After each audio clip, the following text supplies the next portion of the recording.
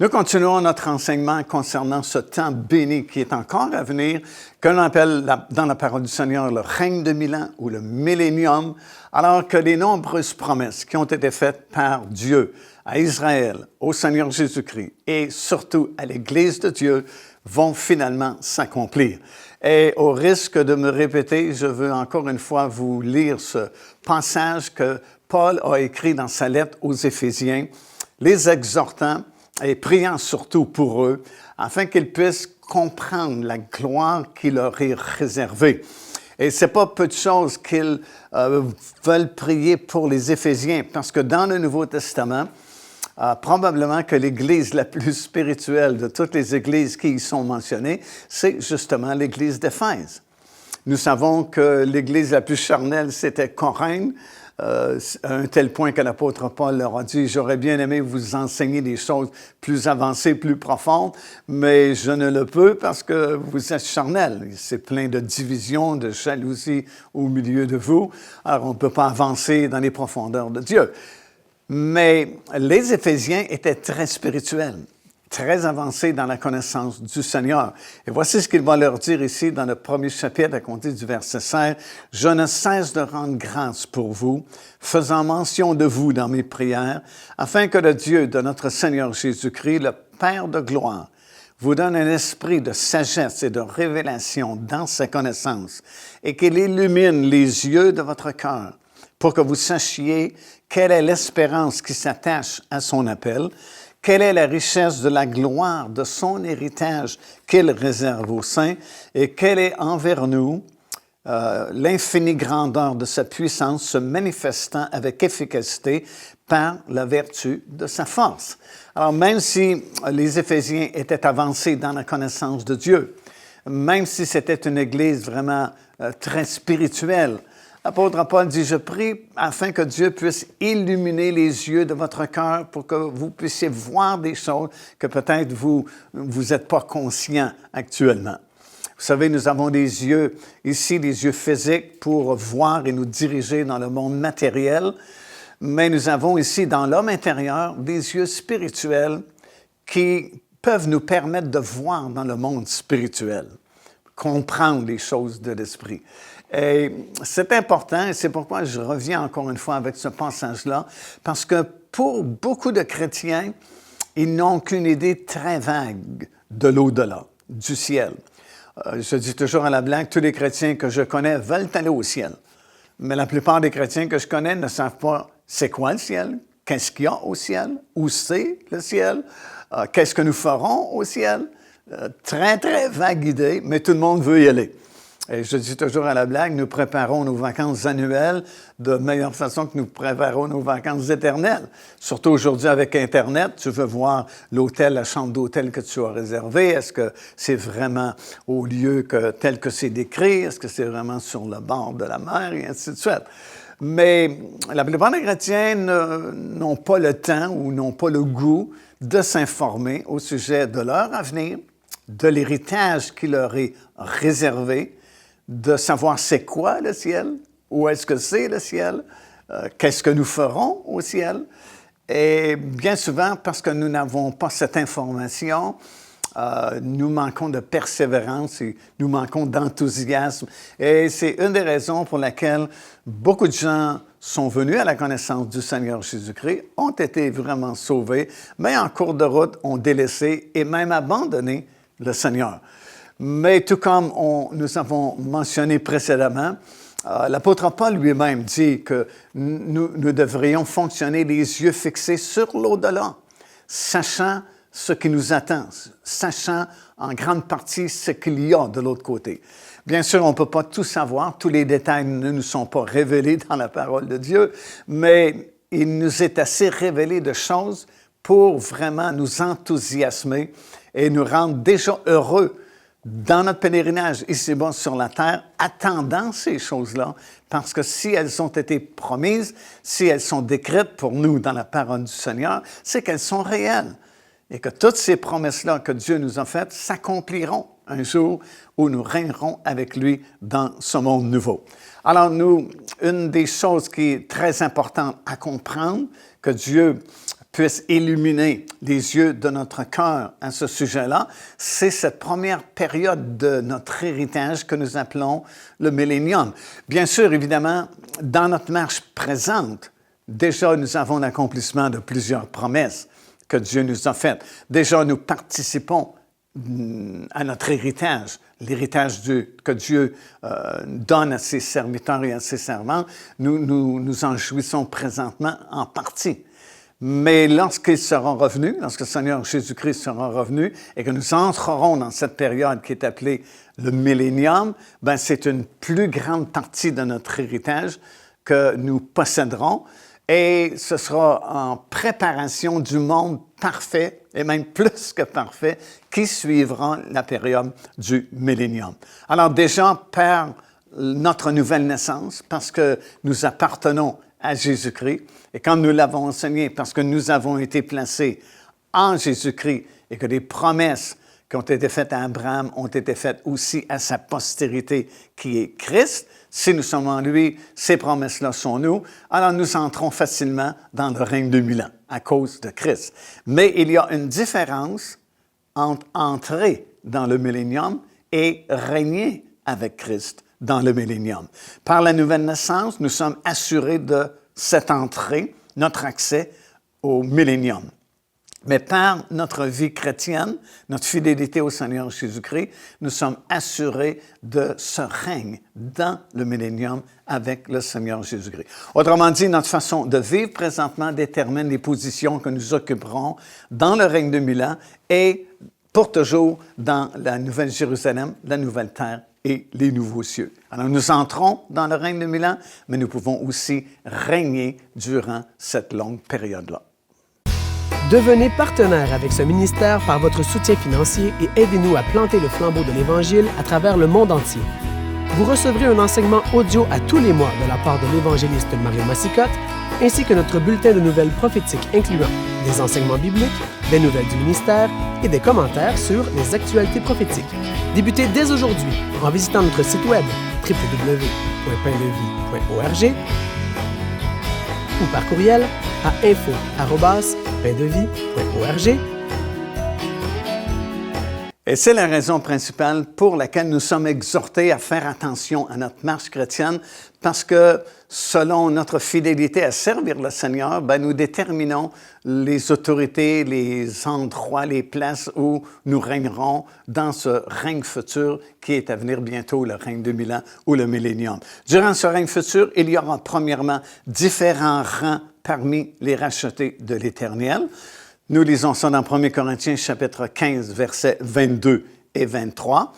Autrement dit, non seulement la résurrection des justes, comme nous l'avons expliqué précédemment, ne se fera pas d'un seul bloc et tous les rachetés ressusciteront en même temps. Non, nous allons ressusciter selon nos rangs, dans des ordres différents, mais également nos autorités seront différentes. Nos positions dans le règne à venir seront différentes également. Il y aura différentes récompenses. 1 Corinthiens chapitre 3, et le verset 8. Nous n'aurons pas tous les mêmes récompenses. C'est toujours selon notre fidélité à servir le Seigneur présentement. Il y aura des gloires différentes. 1 Corinthiens chapitre 15, verset 35 jusqu'à 39. Vous savez, dans le millénium, durant le millénium, il y aura 2 classes de citoyens. Les nations qui seront dans leur corps physique et les rachetés de l'Éternel qui seront dans leur corps ressuscité. Et ce sera facile de faire la différence, la distinction entre les deux, parce que tous les rachetés de l'Éternel seront lumineux. Alors, imaginez un monde nouveau où tu as des gens qui sont dans leur corps physique, et qui semblent comme tous les êtres humains que nous avons connus jusqu'à présent, et tu as d'autres personnes à côté qui sont lumineuses. Et c'est ce que Paul enseigne dans 1 Corinthiens chapitre 30. Certains vont briller comme le soleil, d'autres comme la lune, d'autres comme les étoiles. Différentes honneurs seront distribués aux enfants de Dieu selon leur fidélité, encore une fois. Ça, c'est dans Romains chapitre 2, verset 7. Il y aura même différents degrés d'intimité avec le Seigneur Jésus-Christ.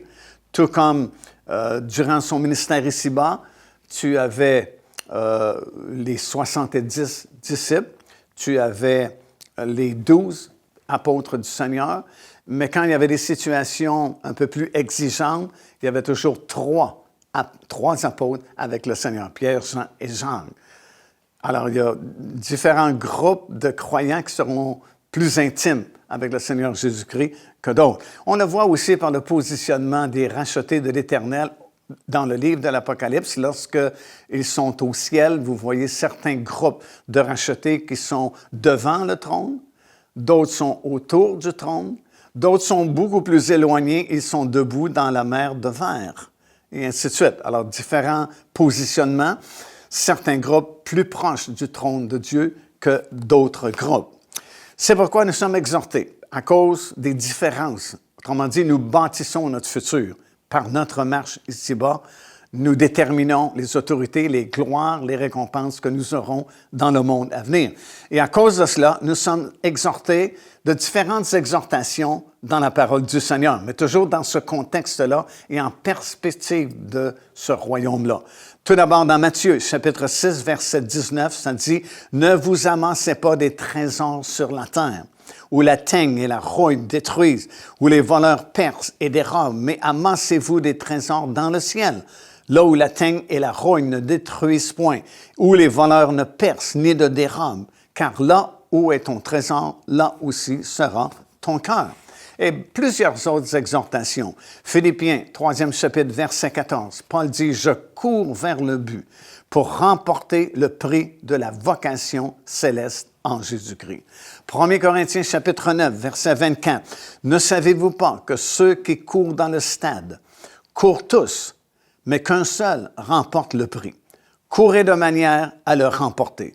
Tous ceux qui combattent s'imposent toutes sortes d'espèces d'abstinence et ils le font pour obtenir une couronne corruptible.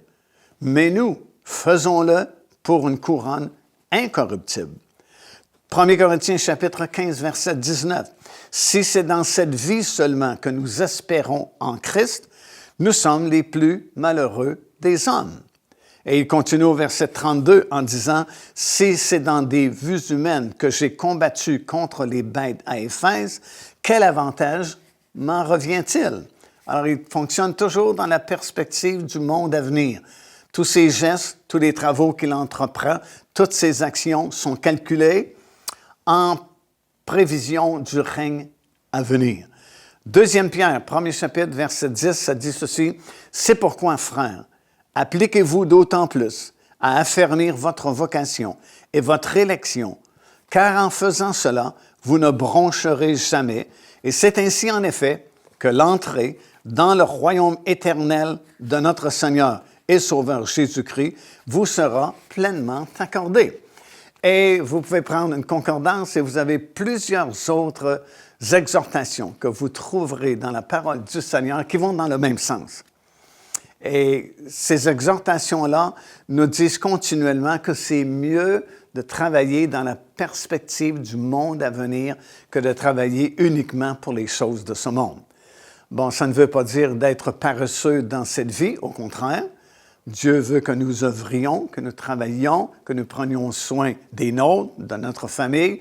Nous devons travailler de nos propres mains pour subvenir à nos besoins et ne pas être au crochet des autres comme nous sommes exhortés dans la parole du Seigneur.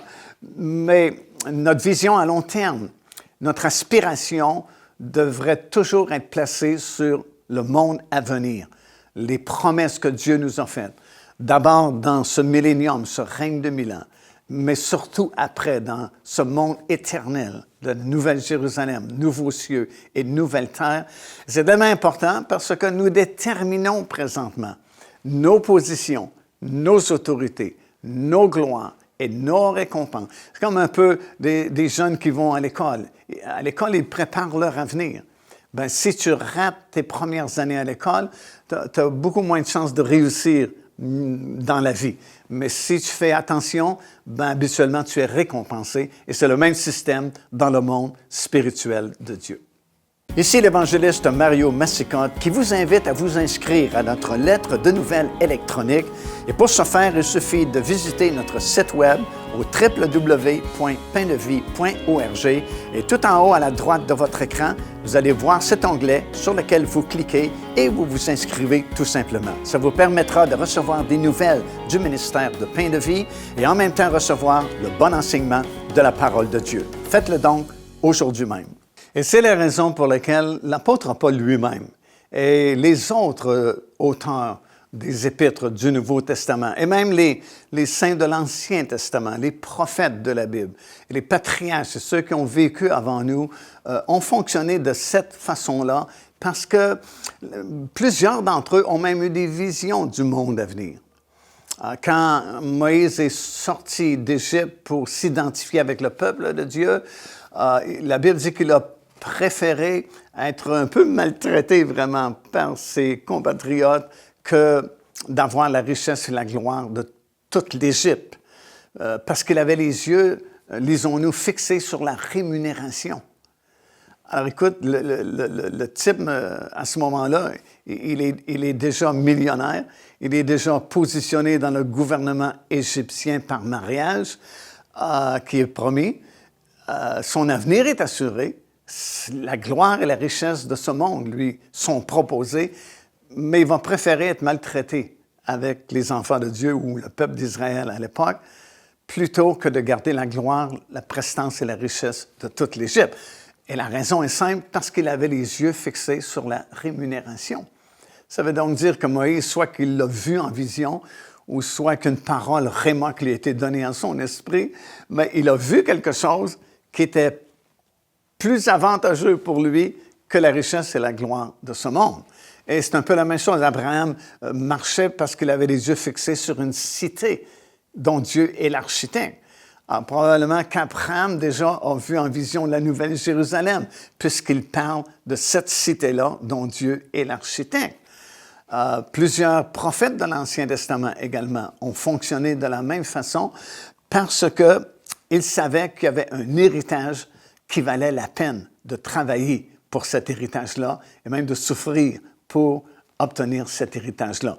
Dans 1 Pierre, ici, nous lisons dans le premier chapitre, à compter du 3e verset, ces paroles, « Béni soit Dieu, le Père de notre Seigneur Jésus-Christ, qui, selon sa grande miséricorde, nous a régénérés pour une espérance vivante par la résurrection de Jésus-Christ d'entre les morts, pour un héritage qui ne peut ni corrompre, ni souiller, ni flétrir, lequel vous est réservé dans les cieux, à vous qui, par la puissance de Dieu, êtes gardés par la foi pour le salut prêt à être révélé dans les derniers jours. » Alors, cet héritage-là, il ne peut ni se souiller, ni se corrompre. Il est fixé pour toujours dans le temps. Et lorsque le moment sera venu, au temps marqué, lorsque le Seigneur sera revenu, nous prendrons possession de cet héritage-là. Encore une fois, dans Galates chapitre 3, le verset 29, ça dit « Si vous êtes à Christ, vous êtes donc la postérité d'Abraham, héritier selon la promesse. » Et dans 2 Corinthiens, 1er chapitre, verset 20, Paul va assurer tous les croyants que toutes les promesses de Dieu sont oui et amen en Jésus-Christ. Il dit, car pour ce qui concerne toutes les promesses, c'est en lui qu'est le oui et nous prononçons le amen. Dans l'Épître aux Hébreux, dans le 6e chapitre, et à compter du verset 13 jusqu'au verset 20, Dieu ici va intervenir par un serment. Il va même jurer pour nous montrer encore avec plus d'évidence que ces promesses-là sont vraiment réelles et qu'il a l'intention de toutes les accomplir une par une. Ça dit, lorsque Dieu fit la promesse à Abraham, comme nous avons étudié ensemble, ne pouvant jurer par un plus grand que lui, Dieu a juré par lui-même. Et le serment est une garantie qui met fin à tous les différends. C'est pourquoi Dieu, voulant montrer avec plus d'évidence aux héritiers de la promesse, on a appris que nous sommes les héritiers de cette promesse. Alors Dieu voulait nous montrer à nous, avec plus d'évidence, l'immutabilité de sa résolution. Immutabilité, ça veut dire que ça ne peut pas changer, on ne peut pas bouger ça, on ne peut pas bousculer ça. C'est immuable, tu ne peux rien changer. Il voulait nous montrer l'immutabilité de sa résolution en intervenant par un serment, afin que par deux choses immuables, qu'on ne peut pas bouger, qu'on ne peut pas changer, dans lesquelles il est impossible que Dieu mente. Il est impossible que Dieu mente. Nous trouvions un puissant encouragement. Et ces deux choses dans lesquelles il est impossible que Dieu mente, c'est la promesse qui a été faite à Abraham et le serment que Dieu s'est donné la peine de prendre pour jurer que c'était vrai, ces promesses-là, et qu'il avait l'intention de toutes les accomplir. Et dans ce texte-là aux Hébreux, l'auteur, dont nous pensons être l'apôtre Paul, a dit « Dieu s'est donné la peine de jurer que c'était vrai afin de montrer aux héritiers, autrement dit à nous, l'immutabilité de sa résolution. Autrement dit, qu'il ne changera pas d'idée, que c'est vraiment certain parce que Dieu, comme l'auteur le dit ici, ne peut pas mentir. La Bible dit que tout homme soit reconnu comme menteur, mais que Dieu soit reconnu comme véritable. Et non seulement il ne peut pas mentir, mais encore moins quand il a juré que ça, c'est la vérité et ça va s'accomplir. Procurez-vous cet enseignement disponible dès maintenant sur notre site web au www.paindevie.org. En visitant notre boutique web, vous pourrez commander ou même télécharger les enseignements. Vous trouverez aussi plusieurs autres produits contenant des centaines de sujets pour votre édification. Alors, c'est vraiment encourageant de regarder à ces textes-là, ces textes bibliques, parce que Dieu a même juré que c'était la vérité et que toutes ses promesses vont s'accomplir lorsque le temps sera venu. C'est pourquoi c'est encourageant de regarder à cet héritage qui nous est réservé à chacun de nous, chaque enfant de Dieu, avons pleinement droit à cet héritage-là.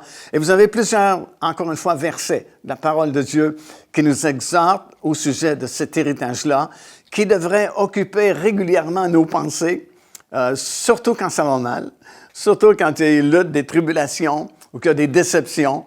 Et ça, c'est garanti que ça va venir dans la vie de n'importe quelle personne. Dans ces moments-là, plutôt que de devenir triste, de se décourager, pensons à l'héritage qui est réservé pour chacun d'entre nous et que Dieu s'est donné même la peine de jurer que c'était vrai et que chacune de ses paroles, chacune de ses promesses, sûrement s'accomplira. Actes des Apôtres, chapitre 20, verset 32. « Et maintenant, je vous recommande à Dieu et à la parole de sa grâce, à celui qui peut édifier et donner l'héritage avec tous les sanctifiés. » Chapitre 26, versets 17 à 18 du livre des Actes des Apôtres. « Je t'ai choisi du milieu de ce peuple et du milieu des païens, vers qui je t'envoie, afin que tu leur ouvres les yeux pour qu'ils passent des ténèbres à la lumière et de la puissance de Satan à Dieu, pour qu'ils reçoivent par la foi en moi le pardon des péchés et l'héritage avec tous les sanctifiés. » Romains chapitre 4, verset 13. « Ce n'est pas par la loi que l'héritage du monde a été promis à Abraham ou à sa postérité, c'est par la justice de la foi. » Encore une fois, on parle de l'héritage du monde. Vous vous souvenez peut-être, nous avons lu dans Daniel, 7e chapitre, que toute la gloire, la puissance, la richesse de tous les royaumes, de tous les gouvernements qui sont sous les cieux, un jour, tout cela sera donné au sein de l'Éternel. Éphésiens, 1er chapitre, 1er verset et verset 14, ça dit « En lui, nous sommes devenus aussi des héritiers. » Nous avons reçu un gage, c'est comme une garantie, une certitude, un serment même que l'héritage viendra un jour. Colossiens, 1er chapitre, verset 12. « Rendez grâce au Père qui vous a rendu capable d'avoir part à l'héritage des saints dans la lumière. » Colossiens, 3e chapitre, versets 23 et 24. « Tout ce que vous faites, faites-le de bon cœur, comme pour le Seigneur, et non pour des hommes, sachant que vous recevrez du Seigneur l'héritage pour récompense. » Il y a tellement de versets dans la parole du Seigneur. dans le Nouveau Testament tout particulièrement, qui parle au sujet de cet héritage, que c'est certain que Dieu veut que ça occupe beaucoup nos pensées, cet héritage qui est promis à tous les enfants de Dieu. Hébreux chapitre 9 et verset 15. Ceux qui ont été appelés reçoivent l'héritage éternel qui leur a été promis. Colossiens 3e chapitre et le verset 4. Lorsque Christ, votre vie, paraîtra, alors vous paraîtrez aussi avec lui dans la gloire et recevrez votre héritage. 2 Corinthiens, 4e chapitre, versets 17 et 18. Car nos légères afflictions du moment produisent pour nous, au-delà de toute mesure, un poids éternel de gloire. Et c'est pourquoi l'apôtre Paul continue en disant « J'estime que les souffrances du temps présent ne sauraient être comparées à la gloire à venir qui sera révélée pour nous. » Wow! L'apôtre Paul dit ici que même les épreuves, les tribulations, les douleurs que quelquefois nous devons supporter, les périodes plus difficiles que nous devons traverser dans notre pèlerinage ici-bas, les attaques de l'ennemi, les déceptions, des choses qu'on s'attendait que ça devait arriver, puis c'est pas arrivé, ou c'est pas arrivé tel que nous l'avions pensé ou nous l'avions cru. Toutes ces choses-là, au moins, comme dit l'apôtre Paul, ça produit quelque chose de positif. Alors, même si ça semble négatif, les épreuves auxquelles nous sommes exposés, au moins, nous avons ceci comme consolation lorsque nous traversons des temps difficiles ou nous traversons des épreuves, ça travaille pour nous et ça produit un poids de gloire qui n'est même pas comparable avec les douleurs que nous expérimentons présentement. Alors, encouragez-vous, si peut-être vous traversez des temps difficiles, au moins la machine travaille pour vous. Elle est en train de produire un poids inestimable de gloire qui n'est même pas comparable avec les douleurs que nous traversons présentement. Alors ça, c'est notre héritage qui sera donné au début de ce règne merveilleux qu'on appelle le millénium.